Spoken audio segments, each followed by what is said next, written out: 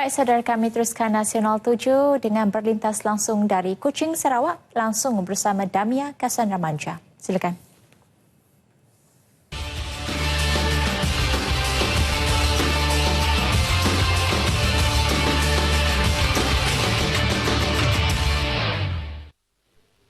Assalamualaikum dan salam sehati sejiwa. Kerajaan negeri akan sentiasa membantu dan menyokong segala usaha untuk memartabatkan bahasa di negeri ini. Ini termasuk bahasa Iban yang kini turut diiktiraf sebagai mata pelajaran elektif di sekolah rendah dan menengah. Timbalan Ketua Menteri Tan Sri Alfred Jabu Numpang berkata, penyelidikan dan pendokumentasian bahan-bahan pribumi di Sarawak adalah penting sebagai rujukan. Salah satu cara memperkembang bahasa Iban katanya melalui penyelidikan lebih mendalam dan terperinci mengenai bahasa tersebut.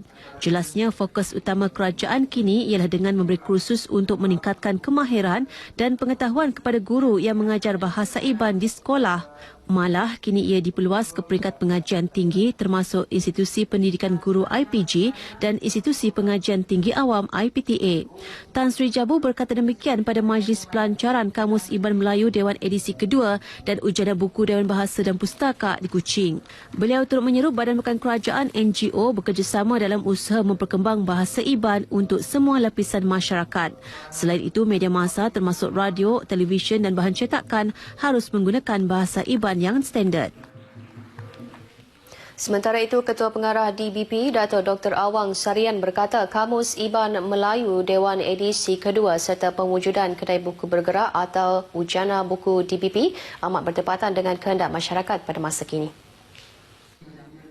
Jelasnya penyebaran ilmu melalui pemasaran produk terbitan DBP terus kepada masyarakat merupakan satu inovasi dalam pasaran.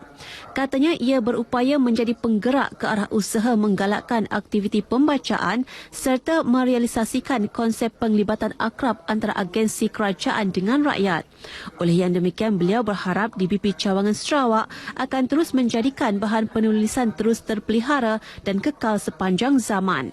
Kamus Iban Melayu Dewan edisi kedua merupakan penerbitan edisi kedua yang diusahakan oleh DBP Cawangan Sarawak selepas penerbitan edisi pertama pada 1989 yang memuatkan sebanyak 11,530 entry dan 9,710 sub-entry. Manakala Ujana Buku DBP direka khas seperti sebuah kedai buku mini dan mampu memuatkan 4,000 naskah buku bagi setiap perjalanan serta dilengkapi dengan peralatan buku termasuk rak buku, sistem siaran raya dan mesin jana kuasa. Sekolah Luar Bandar dan Pedalaman telah menyumbang kepada peningkatan keputusan keseluruhan ujian pencapaian sekolah rendah UPSR di negeri ini. Timbalan Pengarah Jabatan Pendidikan Negeri Abang Man Ali Abang Masagus berkata ia merupakan hasil daripada usaha berterusan pihaknya bagi merapatkan jurang perbezaan antara sekolah bandar dengan luar bandar. Sebenarnya dalam konteks ini negeri Sarawak dalam 60% adalah sekolah di luar bandar dan juga pedalaman. Jadi ini bermaksud sumbangan daripada sekolah-sekolah pedalaman kita sebenarnya juga membawa kepada peningkatan tersebut. Beliau ditemui pada Majlis Anugerah Pengurusan Pembangunan Kemanusiaan JPNS di Sibu. Seramai 99 guru dan pelajar dari seluruh negeri menerima pelbagai anugerah dalam kategori masing-masing. Anugerah yang masuk siri ke-8 penganjurannya ini bertujuan menggalak penyertaan guru dan murid menyertai kegiatan pembangunan kemanusiaan hingga ke peringkat tertinggi. Turut disampaikan anugerah murid berkeperluan khas, anugerah guru pendidikan khas, cemerlang, kokurikulum dan sukan. Kesempatan hidup serta masalah kesihatan yang dialami bukan penghalang bagi pelajar Sekolah Kebangsaan Kampung Luar Miri, Muhammad Zufairi memperoleh keputusan cemerlang dalam ujian pencapaian sekolah rendah UPSR baru-baru ini. Meskipun hidup diibaratkan kais pagi makan pagi, kais petang makan petang, namun ia sesekali tidak menghalang Zufairi meneruskan persekolahan seperti rakan sebaya yang lain.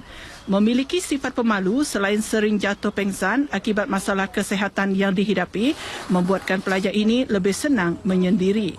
Dalam bulan pertama, bulan kedua dia di sini nampak macam ada merosotlah kita nampak keputusan dia sebab kita dimaklumkan melalui rekod persekolahan dia memang dia ni pelajar yang berpotensi. Kita tengok dari rekod profil dia, pelajar yang berpotensi. Lepas tu dalam bulan ketiga, bulan keempat dia menunjukkan prestasi yang meningkat. Dia meningkatlah dari segi kita menjalankan banyak ujian dari majlis guru besar, ujian peringkat sekolah, dan kita nampak peningkatan Zulfairi.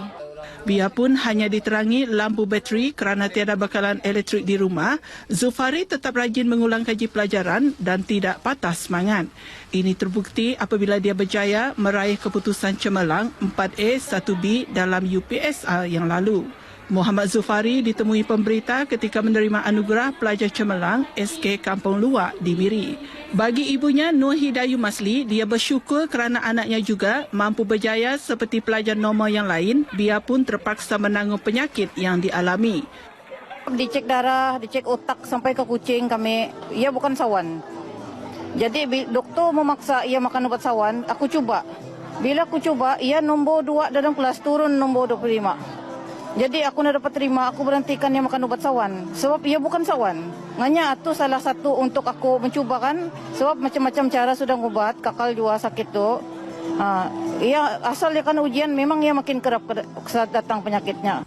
Nur Hidayu bersama keluarga hanya bergantung kepada pendapatan hasil jualan kuih muih untuk menyara hidup kerana suaminya tidak mampu bekerja akibat masalah kesihatan yang sama. Seterusnya kita beralih ke segmen agenda hari ini.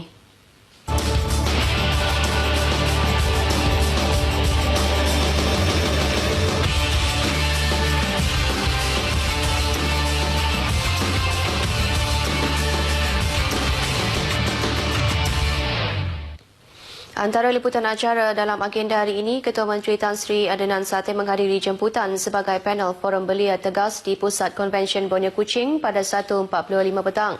Manakala Menteri Perumahan Datuk Ahmad Abang Johari Tun Openg merasmikan Majlis Pelancaran Matang Batu 5 projek perumahan Kuching di tapak projek pada 3 petang dan turut mendapat liputan pengarah penyiaran Sarawak Salma Ibrahim Malina mengadakan sidang media bintang kecil 2015 di RTM Kuching pada 4 petang.